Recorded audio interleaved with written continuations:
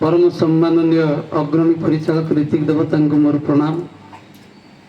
सम्माननीय ऋतिक देव मंडली, कर्मी मंडली, गुरुभातृ मंडली, भक्तिमती मातृ मंडली, सज्जन मंडली समस्त उद्देश्य आज शुभवासर मोर प्रीति शुभेच्छा जयगुरु एवं प्रणाम निवेदन कर।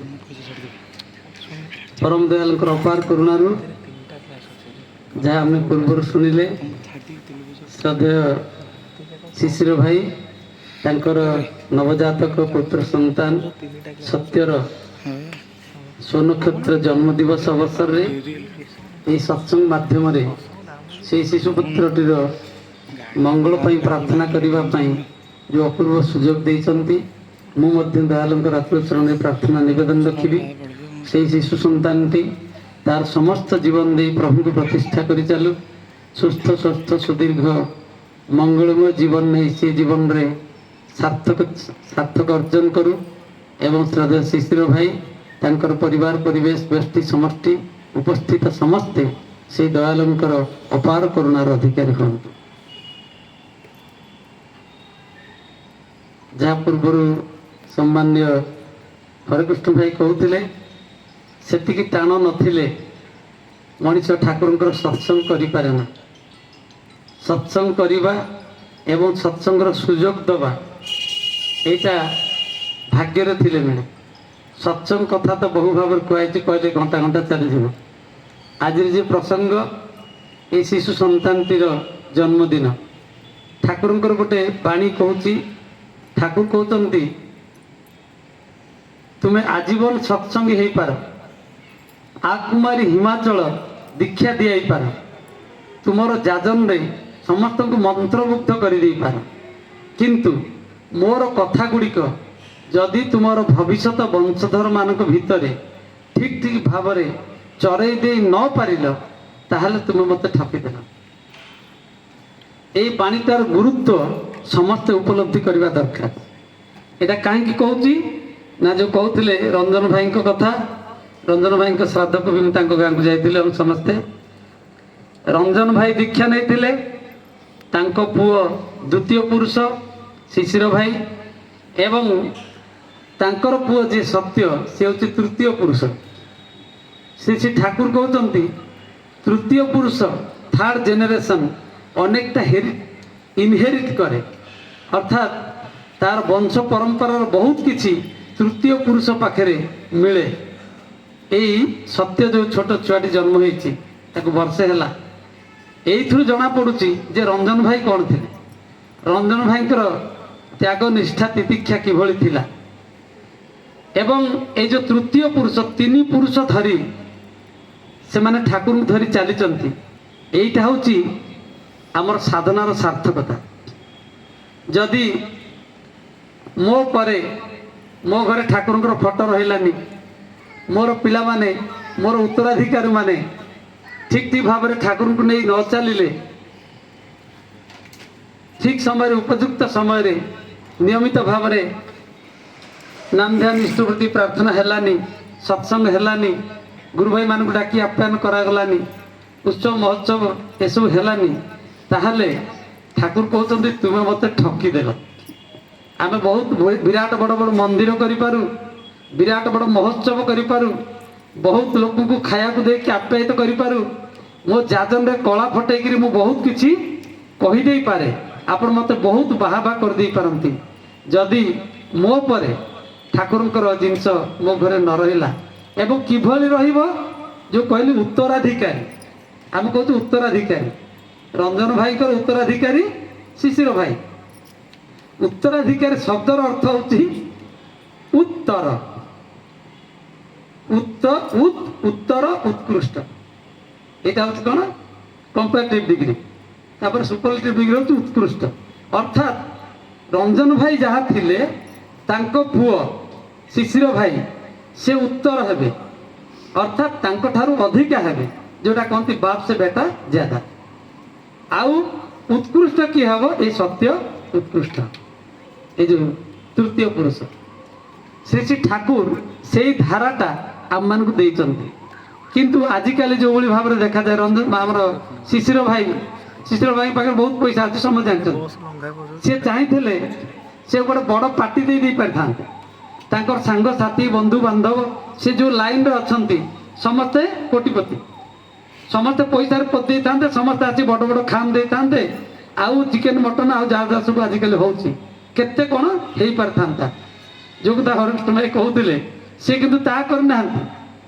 गतकाली बापांकर श्राद्ध दिवस रे सत्संग करते आज पुणी पुअर जन्मदिन रे सत्संग कर बहुत मन खराब करते हो पार बहु माने द्वंद्व भितर आज सत्संगटी एवं खूब सुंदर है आ जो परिवेश सृष्टि है जो मानक आप देखुंट समस्ते बयसाधिक्य समस्ते बार्धक्य अवस्था अच्छा किंतु ये चारतला उठिकी मुझे से पचारि समस्ते कई चारतला उपरको उठा अवस्था नहांती किंतु गोटे कौ टाण से आसी ठीक पहुँचते से शिशिर भाई त्याग तितिक्षा निष्ठा भक्ति सेटा समस्त को टाणी आनी तेणु मु पुणी थे प्रार्थना निवेदन करी से शिशुपुत्रटी ए समस्त प्रार्थना रे से आहुरी उद्दीप्त हो उठू प्रभु को नहीं चलू आनंद रहूँ यही मोर पुणी थे प्रार्थना आम मैंने समस्त जाचे ये मनीष जीवन हूँ सबुठ श्रेष्ठ जन्म 84 लक्ष जोनि भ्रमण करी करी शेष आम ये मनीष जन्म पाइचे किंतु दुखर एवं परितापर विषय एते दुर्लभ जन्म पाई मध्य दुर्लभ नर कलेबर नरक निस्तारण द्वारा अनेक जन्म तप फले मनीष जन्म महितले सब कथा सब शास्त्र पुराण कहे सब कहे सब श्रेष्ठ जन्म हूँ मनीष जन्म किंतु आम ये मनीष जन्मर गुरुत्व इम्पोर्टान्सटा आम बुझीपार जो आज छोट छुआटी जन्म होती खाली जन्म होती कौन ये जन्म हवा आगरू तांकर पिता माता विशेषकर माँ से केते पूजा अर्चना करथिबे केते परिकल्पना करथिबे केते प्रकार प्लानिंग करथिबे मोर गोटे एमती पुओ हम कि एमती झी हम सी एमती पाठ पढ़ो मुझे पैसा रोजगार कर सी ताठार आउ एति पैसा रोजगार कर मुझे पाठ पढ़ी सी आहरी अधिका पाठ पढ़ो ताकू मु फरेन पठेबी ताकू ऐसा करी तेसा करी माने से जन्म आगुरी एत सब प्लानिंग एवं जन्म पर आहरी प्लानिंग सब चली बापा पकेट में 5 टंका न था सी किंतु पुओ को मनीष करने 50 टंका 500 टंका सी धार करके दौर करुच्ची माँ विभिन्न प्रकार ये करके सब करुच्ची सब चली यहाँ कौन पे कर पिला ए पिला को सुशिक्षित करवा भल करवा ताको आनंद रखा आमे किंतु जहाँ जहाँ करुचे सेटा ठीक करुचे तो मुझे जो कथा कहती मनीष जीवन इम्पोर्टान्सटा से इम्पोर्टान्सटा कौन आमे जानिनु जो आम जीवनटा को आम एमती नष्ट कर दौर पिलाटी जन्म हवा ठारू आरंभ करी ताकू समस्ते भल दिग को कहीं नौना मुझे माने दृढ़तार सहित कही पारे तार गोटे उदाहरण दूसरी अर्जुन आप महाभारत कथा जानते अर्जुन राति थे स्वप्न देखुं सकाल जमी उठिले भगवान को पचारे कहले आज्ञा मु गोटे स्वप्न देखिली ना कौन ना गोटे गाईटे गोटे बाछुरी जन्म करी से बाछुरीटा को आपण जानती गाई जो बाछुरी जन्म करे ताको चाटी चाटिकी तार लाल फल सब परिष्कार कर दिए तापर देखिए से छुआटा पुणी ठिया होगी चिरु क्षीर खाऊ ना तो ठीक देखिले आ कौन ना ना मुझे देखिली गोटे अजब जिनिस से जो माँ गाईटा तार छुआ को बाछुरी को एत चाटुची जे चाटी चाटी चाटी चाटी ताको रक्ताक्त कर देछि ता मांस सब चाटी देछि से हाड़ देखा जाता भगवान हसिले कहले एटा कौन जानिच ना बुझी पारलिनी ना एटा हूँ कलिजुगर लक्षण क्या भगवान पर भगवान श्रीकृष्ण पर तो कलिजुग आसला द्वापर जुग पर कलिजुग आसला मात्र 5,500 वर्ष है कहले यहाँ हूँ कलिजुगर लक्षण ना कलिजुगर लक्षण कौन ना कलिजुगरे तांकर पिता माता माने तांकर संतान संतति मानक एते भल पाइबे जे जेमति से गाईटा चाटी चाटिका ताकू सुस्थ करिवो कोन तार रोग प्रतिरोधक शक्ति बढ़ेइबो कोन ताकू चाटी जेमति ताकू रक्ताक्त कर देला तार हाड़ मांस देखा गला ठीक सेमति ପିତାମାତା ମାନେ ତାଙ୍କର ପିଲାମାନଙ୍କୁ ଭଲ କରିବାକୁ ଯାଇକି ଏଭଳି କାର୍ଯ୍ୟ କରିବେ, ସେ ପିଲାମାନଙ୍କର ଭବିଷ୍ୟତ ନଷ୍ଟ ହେଇଯିବ। ଆଜି ଯାହା ହେଉଛି ଆପଣମାନେ ଦେଖୁଥିବେ କି ଅବସ୍ଥା ସୃଷ୍ଟି ହେଇଛି। ଆମେ କହୁଛୁ ପିଲା ଇଞ୍ଜିନିୟରିଂ ପଢ଼ିବ, ଡାକ୍ତରୀ ପଢ଼ିବ, କେତେ କ'ଣ ହେବ। ଆପଣ ଯେତେ ଦେଖିବେ ବର୍ତ୍ତମାନ ଯେତେ ସବୁ ନକ୍ସାଲାଇଟ୍, ଯେତେ ସବୁ ଆତଙ୍କବାଦୀ, ବର୍ତ୍ତମାନ ଟେରୋରିଷ୍ଟ, ଯେ ବର୍ତ୍ତମାନ ଯୁଦ୍ଧ ଚାଲିଛି ଆପଣ ଦେଖୁଛନ୍ତି ଯେଉଁଭଳି ଅବସ୍ଥା, ଯେତେ ସବୁ ଟେରୋରିଷ୍ଟ ଅଛନ୍ତି, ଯେତେ ସବୁ ଧନ ଜୀବନ କ୍ଷୟ କରୁଛନ୍ତି, ଯେତେ ସବୁ ଦେଶ ଜାତିକି ନଷ୍ଟ କରୁଛନ୍ତି, ସେମାନଙ୍କୁ ଆପଣ ତାଙ୍କର ଖବର ନେଇକି ଦେଖନ୍ତୁ, ସେମାନେ କେହି ଗୋଟିଏ ହେଲେ ଅଶିକ୍ଷିତ ନୁହନ୍ତି। ଯେତେ ଦେଖିବେ, ଯେତେ ବଡ଼ ଡକାୟତ, ଯେତେ ବଡ଼ ଚୋର, ସେ ସେତେ ହାଇ କ୍ୱାଲିଫାଏଡ୍ ହେଇଥିବ। ତାହେଲେ କି ପ୍ରକାର ତାଙ୍କୁ ଶିକ୍ଷା ଦିଆଯାଉଛି, କ'ଣ ଦିଆଯାଉଛି? ମୁଁ କେତେ କଥା କହିବାର ତାତ୍ପର୍ଯ୍ୟ ହେଉଛି, ଆମେ ତାଙ୍କୁ ମଣିଷ କରିବାକୁ ଯାଇକି କ'ଣ କରୁଛୁ? ସେଇଥିପାଇଁ ଶାସ୍ତ୍ରରେ କୁହାଯାଇଛି, ସବୁ ଜାଗାରେ କୁହାଯାଇଛି, ମୁଁ ପ୍ରଥମରୁ କହୁଥିଲି ଦୁର୍ଲଭ ମଣିଷ ଶରୀର। ଏ ମଣିଷ ଶରୀରଟା ସବୁଠାରୁ ଶ୍ରେଷ୍ଠ, କିନ୍ତୁ ସମସ୍ତେ କହିଛନ୍ତି ମନୁର୍ଭବ। ଶାସ୍ତ୍ରରେ କୁହାଯାଇଛି ମନୁର୍ଭବ ଅର୍ଥାତ୍ ମଣିଷ ହୁଅ। ଦୁର୍ଲଭ ମାନୁଷ ଦେହି ଦେହିନାଂ କ୍ଷଣଭଙ୍ଗୁର ତତ୍ରାପି ଦୁର୍ଲଭ ମନ୍ୟେତ୍ ବୈକୁଣ୍ଠ ପ୍ରିୟ ଦର୍ଶନ। ମଣିଷ ଜୀବନ ବିଷୟରେ ବହୁତ କଥା କୁହାଯାଇଛି, ସବୁଠାରୁ ଶ୍ରେଷ୍ଠ। କିନ୍ତୁ ମଣିଷ କ'ଣ ହେଉଛି? ଆଜି ମଣିଷ ହେଇକିରି ନାହିଁ। ଆପଣ ଦେଖିବେ ପ୍ରତ୍ୟେକ ଶବ୍ଦର ଗୋଟେ ବିପରୀତ ଶବ୍ଦ ଥାଏ। ଗାଈର ବିପରୀତ ଶବ୍ଦ ଅଛି ଅଗାଈ, ଗଧର ବିପରୀତ ଶବ୍ଦ ଅଗଧ ଅଛି, କିନ୍ତୁ ଗୋଟେ ଶବ୍ଦର ବିପରୀତ ଶବ୍ଦ ଅଛି କାହାର? ମଣିଷର ବିପରୀତ ହେଉଛି ଅମଣିଷ। ଆମେ ଆଜି ସମସ୍ତେ କେହି ଗୋଟିଏ ମଣିଷ ହେଇକିରି ନାହିଁ। ସେଇଥିପାଇଁ ଶ୍ରୀ ଶ୍ରୀ ଠାକୁରଙ୍କର ମିଶନ ହେଲା every man is to be reformed and every house is to be reconstructed. Satsang is nothing but a man making industry. ମଣିଷ କ'ଣ ତିଆରି ହେଉନାହାନ୍ତି କି? ମଣିଷ ତ ଜନ୍ମ ହେଇଛନ୍ତି ସମସ୍ତେ। ଆଉ ପୁଣି ଠାକୁର ନୂଆ କଥା କ'ଣ କହିଲେ? ମଣିଷକୁ ପୁଣି ତିଆରି କରିବାକୁ ପଡ଼ିବ। ଏ ସତ୍ସଙ୍ଗ ଗୋଟେ ଇଣ୍ଡଷ୍ଟ୍ରି, ମଣିଷ ତିଆରି କାରଖାନା। ଏଇଠି ମଣିଷକୁ ତିଆରି କରାଯିବ। ଅର୍ଥାତ୍ ଆମେ ସମସ୍ତେ ଅମଣିଷ, ସେ ଅମଣିଷକୁ ମଣିଷ କରିବାକୁ ପଡ଼ିବ। ପୁଣି ଠାକୁର କହୁଛନ୍ତି I have come to thrust manhood in man. ମୁଁ ଆସିଛି ତୁମମାନଙ୍କ ମଣିଷ ଭିତରେ ମନୁଷ୍ୟତ୍ୱ ଭରିଦେବା ପାଇଁ। ଆଜି ମଣିଷ ଭିତରେ ସେଇ ମାନବିକତା ନାହିଁ, ମନୁଷ୍ୟତ୍ୱ ନାହିଁ। ଯଦି ମାନବିକତା ଥାଆନ୍ତା, ଯଦି ମନୁଷ୍ୟତ୍ୱ ଥାଆନ୍ତା, ତାହେଲେ ସେ ଟେରୋରିଷ୍ଟ ମାନେ ଆସିକିରି ଗୋଟି ଗୋଟିକି ପଚାରିଥାନ୍ତେ, ତାଙ୍କର ସ୍ତ୍ରୀ ସାମ୍ନାରେ, ତାଙ୍କର ପିଲାମାନଙ୍କ ସାମ୍ନାରେ ଗୁଳି କରିକି ମାରିଥାନ୍ତେ। ତାଙ୍କ ଭିତରେ ମାନବିକତା ଅଛି ନା ପଶୁତ୍ୱ ଅଛି? ମଣିଷ ଶବ୍ଦର ଅର୍ଥ କ'ଣ? ମଣିଷ ଶବ୍ଦର ଅର୍ଥ ହେଉଛି ଯିଏ ବିଚାର ପୂର୍ବକ କାର୍ଯ୍ୟ କରେ। ଯିଏ ବିଚାର ପୂର୍ବକ କାର୍ଯ୍ୟ କରେ ତାକୁ କୁହାଯାଏ ମଣିଷ। ଆଉ ପଶୁ କୁହାଯାଏ ଯିଏ ଦେଖେ ଖାଲି, ଯ ପଶ୍ୟତି ସ ପଶୁ। ଯିଏ ଖାଲି ଦେଖିବ। ଆପଣ ଦେଖିବେ ଗୋଟେ କୁକୁର ଆସି ମାଂସ ଖାଉଛି କି କ'ଣ କରୁଛି, ଆପଣ ବାଡ଼ିରେ ପଶିଲା, ଆପଣ ତାକୁ 2 କାଠ ଦେଲେ ସେ ଯିବ, ତା 2 ଦିନ ପରେ ପୁଣି ଥରେ ଆସିବ। ଗୋଟେ ଗାଈଟେ ଖାଉଛି, ଆପଣ ତାକୁ ବାଡ଼େଇଲେ ପୁଣି ଥରେ ମୁହଁ ବୁଲେଇବ। ଏ ସମୟ ଯେତେ ସବୁ ଇତର ଜନ୍ତୁ ଅଛନ୍ତି ତାଙ୍କର ଏ ଅଭ୍ୟାସ ରହିଛି। ଦେଖିବେ ଏଇ ଲାଇଟ୍ ଜଳୁଛି କି ନିଆଁ ଜଳୁଛି, ଗୋଟେ ପୋକ ଆସିକି ପଡ଼ୁଛି, ଅନ୍ୟ ପୋକମାନେ ଦେଖୁଛନ୍ତି ଯେ ପଡ଼ିକି ମରିଗଲା, କିନ୍ତୁ ସେମାନେ ଆସିକି ପୁଣି ଥରେ ସେଇଥିରେ ପଡ଼ିକି ମରିବେ। ଗୋଟେ ମେଣ୍ଢା ଦେଖୁଥିବେ, ଗୋଟେ ମେଣ୍ଢା ଆପଣ ଗୋଟେ ବାଡ଼ି ଧରିବେ, ଗୋଟେ ମେଣ୍ଢା ଡେଇଁକି ପଳେଇବ, ସେ ବାଡ଼ିଟାକୁ ତଳେ ରଖିଦେବେ, ଆଉ ବାଡ଼ି ଦେଖେଇବେନି, ତା ପଛରେ ଯେତେ ମେଣ୍ଢା ଥିବେ ସମସ୍ତେ ଡେଇଁ ଦେଇକି ଯିବେ, ବାଡ଼ି କିନ୍ତୁ ନାହିଁ। କିନ୍ତୁ ମଣିଷ ସେୟା କରେନି। ମତ୍ୱା କର୍ମାଣି ସିଦ୍ଧ୍ୟତେ ଇତି ମନୁଷ୍ୟ। ଆଉ ଯ ପଶ୍ୟତି ସ ପଶୁ। ଆମେ ସେୟା ହେଇଛେ ତେ, ଆମେ ସେଇ ବିଚାରବନ୍ତ ପୁରୁଷ ତ, ସେ ବିଚାର କରୁଛେ କି କରୁନେ। ସେଥିପାଇଁ ଶ୍ରୀ ଶ୍ରୀ ଠାକୁର ଆସିଛନ୍ତି ଆମମାନଙ୍କୁ ରକ୍ଷା କରିବା ପାଇଁ। ତେବେ ଏଇ ଶିଶୁ ସନ୍ତାନଟି ଏ କିଭଳି ମଣିଷ ହବ, କିଭଳି କମ୍ପିଟିସନ୍ ଚାଲିଛି ଆପଣମାନେ ଦେଖିବେ। ବାପା ମାଙ୍କ ଭିତରେ କମ୍ପିଟିସନ୍, ସମସ୍ତେ ପ୍ରଚୁର ପଇସା ରୋଜଗାର କରୁଛନ୍ତି ଛୁଆକୁ କେମିତି ମଣିଷ କରିବେ। ମାନେ ଛୋଟ ପ୍ରି ସ୍କୁଲଠୁ ଆରମ୍ଭ କରି କିଣ୍ଡର ଗାର୍ଡେନ୍ ଯାହା ସବୁ ଯେତେ ସବୁ ଇଂଲିଶ ମିଡ଼ିୟମ୍ ସ୍କୁଲ ସବୁ ରହିଛି, ସେ କଥା ତ କହିଲେ ଆପଣ ଛେପ ପକେଇବେ। କିଣ୍ଡର ଗାର୍ଡେନ୍ କେମିତି ସୃଷ୍ଟି ହେଲା ଛାଡ଼ନ୍ତୁ। ତ ପିଲାମାନଙ୍କୁ ପଠାଯାଉଛି କ'ଣ କେମିତି ଜାଣିଥିବ ସବୁ କ'ଣ? ଗୋଟେ ବଙ୍ଗଳାରେ ଗୋଟେ ବଢ଼ିଆ କଥା ଅଛି।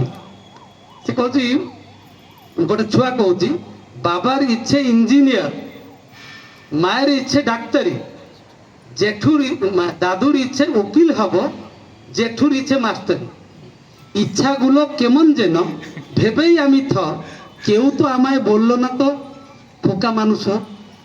সে কହୁଛି ଛୁଆଟି କହୁଛି ଯେ ମୋ ମାର ଇଚ୍ଛା ହେଉଛି ମୁଁ ଇଞ୍ଜିନିୟର ହେବି, ବାପାର ଇଚ୍ଛା ହେଉଛି ମୁଁ ଡାକ୍ତର ହେବି, ଜେଜେ ବାପା ଇଚ୍ଛା କରୁଛନ୍ତି ମୁଁ ଗୋଟେ ଓକିଲ ହେବି, ବଡ଼ ବାପା ଇଚ୍ଛା କରୁଛନ୍ତି ମୁଁ ଗୋଟେ ମାଷ୍ଟର ହେବି।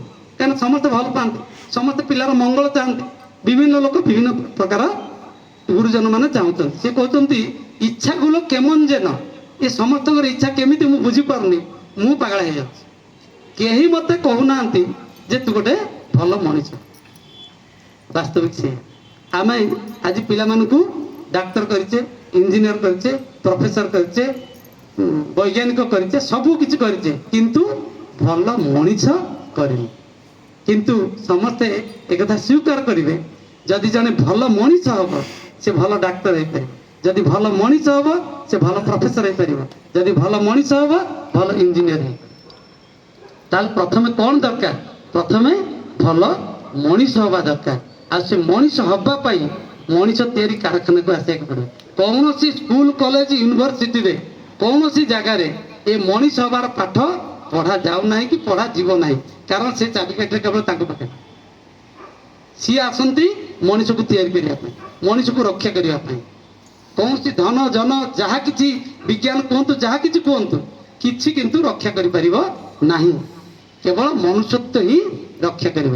এই যে সিজ ফায়ার ବର୍ତ୍ତମାନ ହେଲା, ବର୍ତ୍ତମାନ ଯୁଦ୍ଧ ବନ୍ଦ ହେଇଗଲା। କ'ଣ ପାଇଁ ବନ୍ଦ ହେଲା? ୟାଙ୍କ ପାଖରେ ଗୋଳା ବାରୁଦ କମ୍ ଅଛି ନା ତାଙ୍କ ପାଖରେ କମ୍ ଅଛି ନା? ତାଙ୍କୁ ବିଭିନ୍ନ ରାଷ୍ଟ୍ର ସାହାଯ୍ୟ କରୁନାହାନ୍ତି। ବନ୍ଦ ହେଲା କ'ଣ ପାଇଁ? ମନୁଷ୍ୟତ୍ୱ ନଷ୍ଟ ହେଇଯାଉଛି, ସାଧାରଣ ଲୋକ ଛଟପଟ ହେଇଯିବେ, ଏଇ କ୍ଷତି ହବ। ସେଥିପାଇଁ ତାଙ୍କ ଭିତରେ ଗୋଟେ ଚିନ୍ତା ପଶିଲା ଯେ ସେମାନେ ଆସି ଭୁଲ ମାଗିଲେ, ଆମ ଲୋକମାନେ, ସାଧାରଣ ଲୋକମାନେ ନଷ୍ଟ ହେଇଯିବେ, ଆମେ ଯଦି ପାରିବା ପିଠା ହବା। ଚିନ୍ତା କରନ୍ତୁ ମନୁଷ୍ୟତ୍ୱର କେତେ ଦାମ। ସେଥିପାଇଁ ଗୋଟେ ସନ୍ଥ କବିର କହୁଛନ୍ତି, रुपया का नौकरी करना तो चल जाओ बाजार, और जीवन को खिदमत करना तो चलो गुरु का धाम।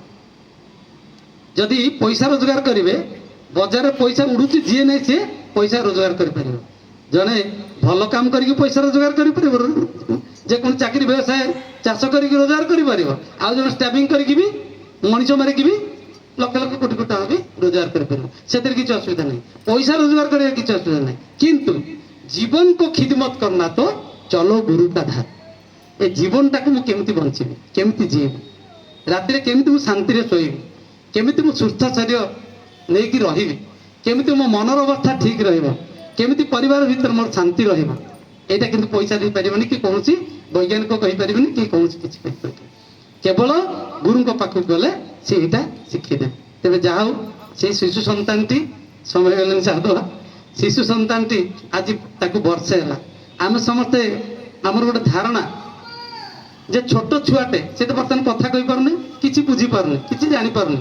से तो बड़ हम स्कूल कॉलेज यूनिवर्सिटी जीव पाठ पढ़व से मुंडे विद्या बुद्धि आसो से सब जिन जापर ताप किसी व्यस्त हवा दरकार नहीं। तेणु ताकू आम अवहेला करके सामना जहाँ ना ता करूँ, जहाँ ना ता कथबार्ता हो, जेकोसी आचरण करूँ, किंतु आम जानिनु एवं वैज्ञानिक मैंने बाहर कले जोटा श्री श्री ठाकुर माने 130 वर्ष 40 वर्ष तले 137 वर्ष तले ठाकुर एक कथा कहते, ठाकुर आसबार 137 वर्ष ठाकुर 100 वर्ष तले वैज्ञानिक तथ्यटा आम मैंने आगे दे कौन से ठाकुर कहते ये जो शिशु सन्तान जन्म है ये केबे ठार शिखा आरंभ कर जानते माने ये तो जन्म हवा पर कथा छाड़ी दिंतु।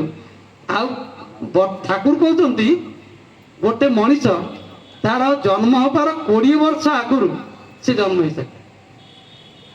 A man is burn before 20 years of his birth। ये आहरी गहन कथा, अर्थात ये शिशु सन्तान जन्म होती यार 20 वर्ष आगुरी से जन्म हो जाए। केमिति मुझे पूर्व कहते जे तार जे माँ से 20 वर्ष आगुरी अर्थात सी जो छोट होता से तार चाली चलन आचार व्यवहार आदब कायदा तार चरित्र सबकिछि ए पिला उपर प्रतिफलित। एबे गले किछि हबनी, खाली पुट्टी देबे ता उपर रंग मारदेबे किछि हबनी। तो भीतरटा ଫାଙ୍କା ଫାଙ୍କା ହେଇଥିବ। ସେଇଥିପାଇଁ ଠାକୁର କହୁଛନ୍ତି a man first bread then educated. ପ୍ରଥମେ ମଣିଷକୁ ଜନ୍ମ ଦିଆଯାଏ, ତାପରେ ତା ଶିକ୍ଷା ଦୀକ୍ଷା। ଆଗ ଜନ୍ମଟା, ଜନ୍ମଗତ ଶୁଦ୍ଧ ନହେଲେ ବେଶୀ କିଛି କରିହେବନି। ସେଥିପାଇଁ ତୃତୀୟ ପୁରୁଷ କଥା କହୁଥିଲି। ତୃତୀୟ ପୁରୁଷ ଭିତରେ ବହୁତ କିଛି ସଜଡ଼ା ହେଇକିରି ଆସେ। ପ୍ରଥମ ପୁରୁଷ ରଞ୍ଜନ ଭାଇ କିଛି କଲେ, ତାପରେ ଶିଶିର ଭାଇ କିଛି ତାଠୁ ଅଧିକା କଲେ, ତାପରେ ଏ ଛୁଆଟି ହୁଏତ ବହୁତ କିଛି କରିପାରେ, ମୋର୍ ଦ୍ୟାନ୍ 50% 80% ବି ସେ କରିବ, ଠାକୁରଙ୍କୁ ନେଇକି ଚାଲିପାରିବ। ହଠାତ୍ କିଛି ପରିବର୍ତ୍ତନ ହେଇଯିବ ନାହିଁ। ଆମେ କହୁଛେ ରାତାରାତି ପରିବର୍ତ୍ତନ ହେଇଯିବ। ଆଜି ଦୀକ୍ଷା ନେଲି କାଲି ସବୁ କିଛି ଛାଡ଼ିଦେବି, ସବୁ କିଛି ପଣ୍ଡିତ ହେଇଯିବ, ପୁରା ଏକଦମ ସାଧୁ ପୁରୁଷ ହେଇଯିବ, ନା, ହେଇପାରିବନି। ଜନ୍ମ ଜନ୍ମାନ୍ତର ଧରି ଆମକୁ ତପସ୍ୟା କରିବାକୁ ପଡୁଛି। ତେଣୁ ଏବେଠାରୁ ତାର ପିତା ମାତା, ତାର ଯେଉଁମାନେ ଇମିଡ଼ିଏଟ୍ ଏନଭାଇରନମେଣ୍ଟ ଯେ ଅଛନ୍ତି, ତାର ଯେ ପାରିପାର୍ଶ୍ୱିକ ଅଛନ୍ତି, ସେମାନେ ତାକୁ ଏଇଭଳି ଭାବରେ ଚଳେଇବା ଦରକାର ଯାହାଫଳରେ ତାର ଜୀବନଟା ସୁଷ୍ଠୁ ସୁନ୍ଦର ମଧୁମୟ ହେବ ଏବଂ ଠାକୁରଙ୍କୁ ନେଇକରି ସେ ଗୋଟେ ଭଲ ମଣିଷ ହେଇପାରିବ।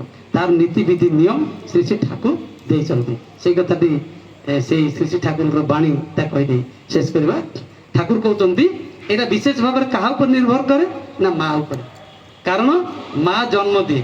ଠାକୁର ବସିଛନ୍ତି, ବହୁ ମା ମାନେ ବସିଛନ୍ତି। ଠାକୁର ପଚାରିଲେ ମା ମାନଙ୍କୁ, କହିଲେ ତମକୁ ମା କାହିଁ କୁହାଯାଏ?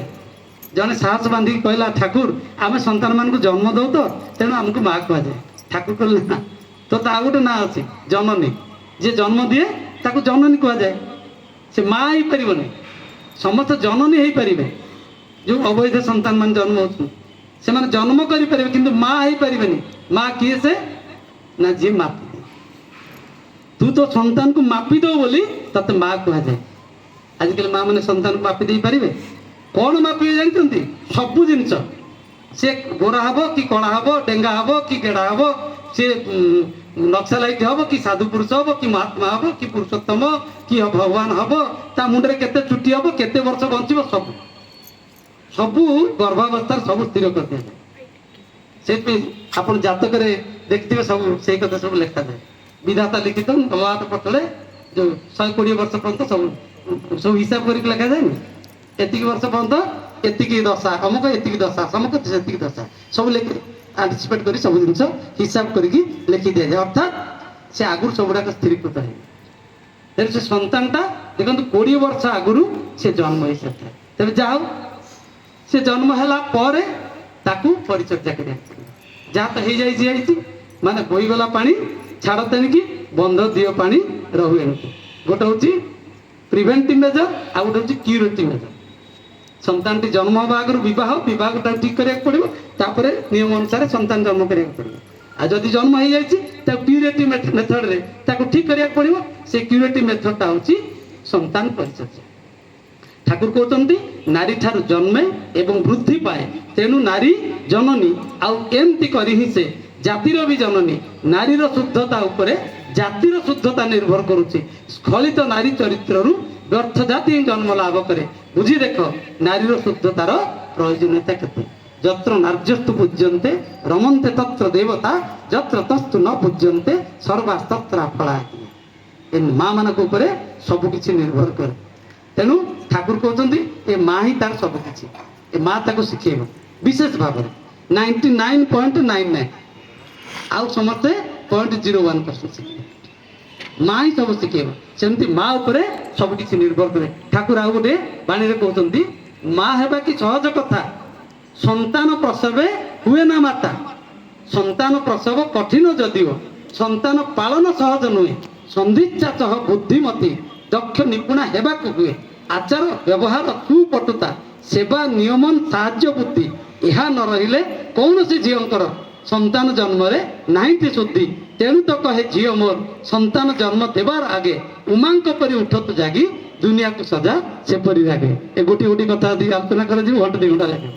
ତେବେ ଯାହା ହଉ ଏ ସନ୍ତାନ ଚର୍ଯା କିଭଳି ଭାବରେ ହେବା ଦରକାର, ତାକୁ କିଭଳି ଭାବରେ ପରିଚର୍ଯା କରାଯିବ ଏବେଠାରୁ, ୟା ପରେ ନୁହେଁ, ଏବେଠାରୁ। ଠାକୁର କ'ଣ କହୁଛନ୍ତି ସେଇ ବାଣୀଟା ଠାକୁର କହୁଛନ୍ତି, ନାରୀ ଠାରୁ ଜନ୍ମେ ଜାତି, ଥିଲେ ଜାତକ ତେବେ ତ ଜାତି। ସ୍ୱାମୀ ଠିଜାର ଯେପରି ରତି, ସନ୍ତାନ ପାଏ ସେପରି ମତି। ନାରୀ ଠାରୁ ଜନ୍ମେ ଜାତି, ନାରୀ ଠାରୁ ଜନ୍ମେ ଜାତି। ଦରଟି କଥାର ସମୟ ଠାରୁ କରି କରାଇ ଯା ଶିଖାଇବୁ, ସେଇଠି ପିଲାର ହୋଇବ ମୂଳ ବୁଝି ନ ଚାଲିଲେ ପସ୍ତାଇବୁ ଧରିବା କରିବା କହିବା ଭିତରେ ଯେଉଁଠି ଶୁଭ ପାଇବୁ ଦେଖି ସେହି ପ୍ରକାରେ ଆଗ୍ରହେ ତାର ଜଗାଇ ଦେବୁ ଜୀବନ ଗତି ନାରୀ ଠାରୁ ଜନ୍ମେ ଜାତି ନାରୀ ଠାରୁ ଜନ୍ମେ ଜାତି ନାରୀ ଠାରୁ ଜନ୍ମେ ଜାତି ନାରୀ ଠାରୁ ଜନ୍ମେ ଜାତି ସ୍ୱାମୀ ସ୍ତ୍ରୀ ଝଗଡ଼ା କରେ ପିଲାପିଲି ଦେଖେ ସର୍ବନାଶର ସଦର ଦ୍ୱାରେ ପିଲାମାନଙ୍କୁ ରଖେ ଯେଭଳି ଅମେଳ ବାପ ମାଙ୍କର ଯେଭଳି ସ୍ଥଳେ ଯେଉଁ ଭାବରେ ସେ ଅମେଳ ରହେ ପିଲା ସ୍ୱଭାବେ ଆକୁଳ ହେଲେ ସଦିଚ୍ଛାରେ ମାର ଉଚିତ ପିତାଙ୍କ ପ୍ରତି ପିଲାପିଲିଙ୍କ ଶ୍ରଦ୍ଧା ନତି ବଢ଼େ ଯହିଁରେ ସେପରି କରିବା ଉଚ୍ଛଳ ସେଥିରେ ସେ ସନ୍ତତି ନାରୀ ଠାରୁ ଜନ୍ମେ ଜାତି ନାରୀ ଠାରୁ ଜନ୍ମେ ଜାତି ନାରୀ ଠାରୁ ଜନ୍ମେ ଜାତି ନାରୀ ଠାରୁ ଜନ୍ମେ ଜାତି ଶ୍ୱଶୁର ଦେଢ଼ଶୁର ଦିଅର ନଣନ୍ଦ ଏହାଙ୍କ ପ୍ରତି ଯେ ଜାଣ କଥାବାର୍ତ୍ତା ସେବା କାଇଦା ପ୍ରାଣର ପ୍ରସାରଣ ଯେଭଳି ଭାବେ କରିବୁ ନିଜର ଅଭ୍ୟାସ ବ୍ୟବହାର ତୋର ସନ୍ତାନ ହୃଦୟଟି ବି ଫୁଟିବ ସେ ପ୍ରକାର ଶାସନ ନେଇ ଚାଲିବୁ ଯଦି ସୁଧାରିବାକୁ ସେ ସନ୍ତତି ପୋଷଣ ହରା ଶାସନ କିନ୍ତୁ ଆଣିବ ନାହିଁ ରେ ତାର ଉନ୍ନତି ନାରୀ ଠାରୁ ଜନ୍ମେ ଜାତି ନାରୀ ଠାରୁ ଜନ୍ମେ ଜାତି ନାରୀ ଠାରୁ ଜନ୍ମେ ଜାତି ଥିଲେ ଜାତକ ତେବେ ତ ଜାତି ସ୍ୱାମୀଠି ଯାର ଯେପରି ରତି ସନ୍ତାନ ପାଏ ସେପରି ମତି ନାରୀ ଠାରୁ ଜନ୍ମେ ଜାତି ନାରୀ ଠାରୁ ଜନ୍ମେ ଜାତି ନାରୀ ଠାରୁ ଜନ୍ମେ ଜାତି ନାରୀ ଠାରୁ ଜନ୍ମେ ଜାତି ଜୟ ଗୁରୁ।